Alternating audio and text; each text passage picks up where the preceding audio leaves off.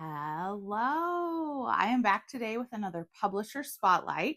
And as you know, these are not sponsored. These are just publishers that I enjoy and I think have great games and I encourage you to check out. So today is Flatout Games and I really love their games. So far, everyone I've tried, I have enjoyed. So first up is one of their newest ones, and this is Propolis. And you are bees and you are going out and you are trying to make this glorious city in this hive, and you're trying to get things that will work together so that you can get the most points. And the way that you collect things and that potentially benefits others is really interesting, and it is a lot of fun.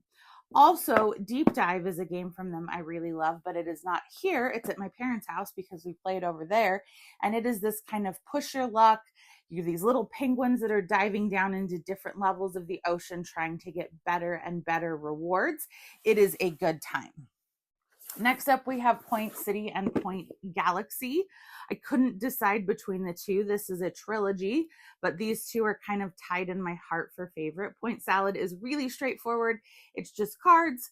Cards, one side are worth a scoring condition, the other side have veggies on them, and you're trying to score points. Point Galaxy is a little bit more in depth, where you are still doing the same thing. You are getting cards, but those cards have a lot more ways that they can score and be arranged. So you have more choices, and it's a little bit more deeper of a game, I guess you could say. So this is a great, you can play with anyone, and this you can still play with most people, but it definitely has more to it. Next up, we have Fit to Print. This is a real-time game where you are putting together a newspaper, the Friday, Saturday, and Sunday edition, and each edition of the paper is going to get bigger, but there are placement rules about where you put different types of stories on your paper to get you points.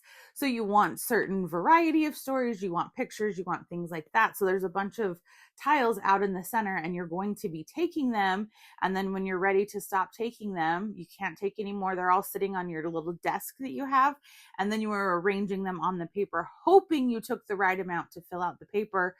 I always take the wrong amount. I never take enough, but this is a fun one. Real-time games I know can be hit or miss, but I find this one to be a delight.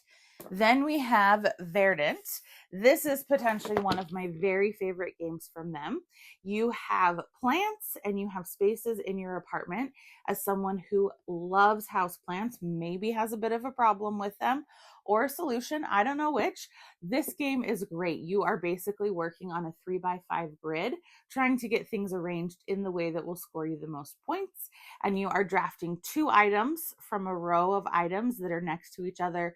There's ways to manipulate that. Plus there's these really cool wooden Monstera leaves in there that you get to use. So I adore this game both for aesthetics and gameplay. Then we have what is probably their most well-known game, Cascadia. And it also has an expansion to it. It has a new version coming, but Cascadia is great. You are building out habitats and putting animals in those habitats, and there are variable scoring conditions for each of the games that you play. So you're going to try and be arranging them in different ways. And again, you are drafting items that are together. In the draft row, there's a choice of 4 rows, and they'll continue to move down and cycle throughout the game. So this game looks great. It's a lot of fun. I live in the Pacific Northwest, so I always appreciate games set there, but Cascadia is, one of those modern classics and is a lot of fun. And finally, we have Knitting Circle. They also have Calico, which is the game that came before this and kind of inspired this one, but I think I'm actually partial to Calico.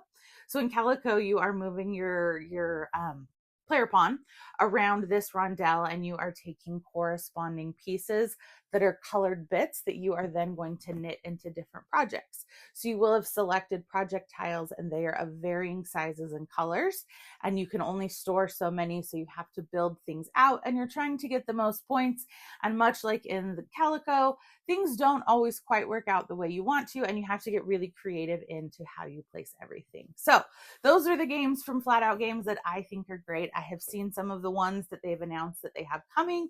I'm excited about those. What's your favorite game from Flatout Games? Give me a like and a follow, and I'll keep bringing you more board game content. Thanks. Bye.